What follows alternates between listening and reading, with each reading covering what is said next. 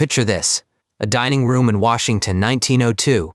12 young men sit before plates of government food, knowing tonight's dessert may carry borax. The room smells of coffee, beef, and chemicals, pretending not to be there. At the head sits Harvey Wiley, a chemist with a courtroom stare. Wiley did not call them the Poison Squad. Newspapers did. But the name stuck because America understood the bargain instantly. These men were eating what everyone else was already eating, only honestly. Preservatives and butter, dyes and candy. Mystery in every bottle. From 1902 to 1906, Wiley's volunteers consumed foods laced with preservatives, including borax, salicylic acid, and formaldehyde. They sang a grim toast. "Oh, here's to good old germs, drink them down." It sounds comic until you picture the stomach aches. Hi, pause. The experiment asked a brutal question. If industry said these additives were harmless, would the human body agree? At the turn of the century, the American marketplace was loud, crowded, and nearly unpolished. Trust was mostly whatever a seller printed. Nearly 100 federal food and drug bills had reached Congress since 1879 before the 1906 law finally passed. Meat crossed state lines. Tonics crossed oceans. A mother in Ohio could buy a soothing syrup without knowing it held morphine. Patent medicine was advertising with a cork. Bottles promised vigor, calmed nerves, cured coughs, restored womanhood, and relief from almost everything. Some remedies worked by numbing you. Cocaine, opium, alcohol, cannabis, chloroform, and heroin could hide behind cheerful names and painted labels. The 1906 law later required labels to state the presence and amount of 11 dangerous ingredients, including alcohol, heroin, and cocaine. Before that, the label could flatter, dodge, or lie. The bottle knew more than the buyer, and the law often shrugged. Food had its own disguises. Milk could be stretched with water, whitened with chalk, preserved with formaldehyde, then sold as wholesome. Butter could hide borax. Coffee could carry fillers. Candy could glow with cheap dyes that looked festive and behaved less kindly. When you read an ingredient label today, consider it a small legal monument, not just packaging. Someone fought to make it speak. Harvey Washington Wiley grew up in Indiana, taught chemistry, and brought a farmer's suspicion to industrial food. He wanted proof, not promises. The FDA calls Wiley the father of the Pure Food and Drugs Act, reflecting his central role in reform. At the Bureau of Chemistry, Wiley built a strange dining club: free meals, medical checkups, strict rules, and a patriotic stomach.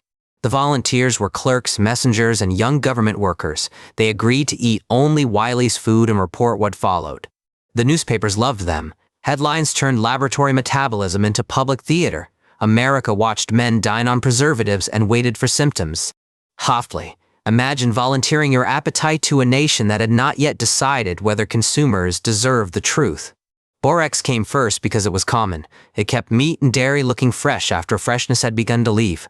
Wiley's team measured weight, temperature, pulse, urine, and stool. The method was imperfect, but the message was hard to ignore. The experiments ran amid wider public concern about additives such as borax, salicylic acid, and formaldehyde in food. Industry pushed back. Preservatives saved money, reduced spoilage, and helped food travel farther. In an expanding nation, chemistry looked like progress.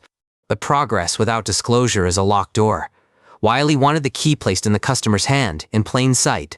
Another scandal had already soured the public stomach. During the Spanish-American War, soldiers received canned beef so foul critics called it embalmed beef. The embalmed beef controversy of the Spanish-American War helped increase pressure for federal food oversight before 1906. Then came Chicago's stockyards, not as policy language, but as smell. Blood, steam, grease, and exhaustion packed into a novel. Upton Sinclair had gone there to expose labor exploitation. He wanted readers to see workers crushed by speed, poverty, and power. The Jungle appeared in February 1906 and became, in the FDA's words, the final precipitating force for reform. Readers, though, fixated on meat. They imagined rats, spoiled carcasses, filthy floors, and sausages holding what no sausage should hold. Sinclair later complained that he aimed at the public's heart and hit its stomach. That line survived because it was true. President Theodore Roosevelt first distrusted Sinclair's socialism, but he could not ignore the letters, the outrage, or the political weather. Federal investigators went to Chicago. Their findings made denial harder. The reform moment, delayed for decades, suddenly had teeth. Roosevelt signed both the Pure Food and Drug Act and the Meat Inspection Act on June 30, 1906. The two laws were siblings, not twins. Meat inspection targeted slaughterhouses. Pure Food law targeted adulteration, misbranding, and interstate commerce. The Pure Food and Drug Act prohibited interstate commerce in adulterated and misbranded foods, drinks, and drugs. That phrase, interstate commerce, mattered.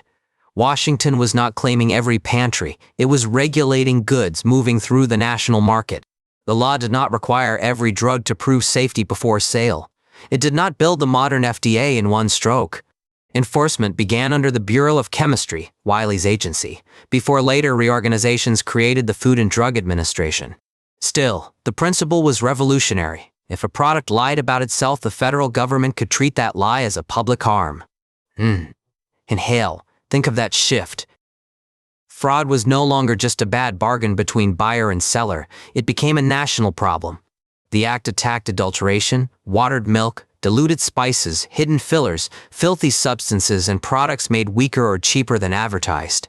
It attacked misbranding, false names, misleading packages, and dangerous ingredients hidden behind confidence, color, and salesmanship. The law's drug labeling requirement named substances including alcohol, opium derivatives, cocaine, heroin, chloroform, cannabis, and other dangerous ingredients. This did not end snake oil. Sellers adapted. Some changed labels. Some changed claims. Some waited for courts to narrow the rules. One weakness was medical promises. If a bottle falsely claimed to cure cancer or consumption, the early law struggled to stop it. Later court interpretations limited the 1906 Act's reach over false therapeutic claims, exposing gaps that reformers would keep fighting. But labels began to matter. Chemistry entered the courtroom. Inspectors sampled products, tested contents, and turned deception into evidence. For consumers, this was new civic muscle. The kitchen table, the medicine cabinet, and the grocery shelf became matters of public policy. Consider comparing an old patent medicine advertisement with a modern wellness claim. Ask what is measured, what is promised, and what is hidden. The women behind reform deserve a place at this table too. Club women and household advocates had warned about adulterated food for years. They were often the family buyers, the ones stretching wages across flour, milk, spices, and medicine. Their practical outrage carried political weight. Journalists amplified that outrage. Muckrakers understood that facts needed scenes, names, smells, and villains before Congress felt the heat.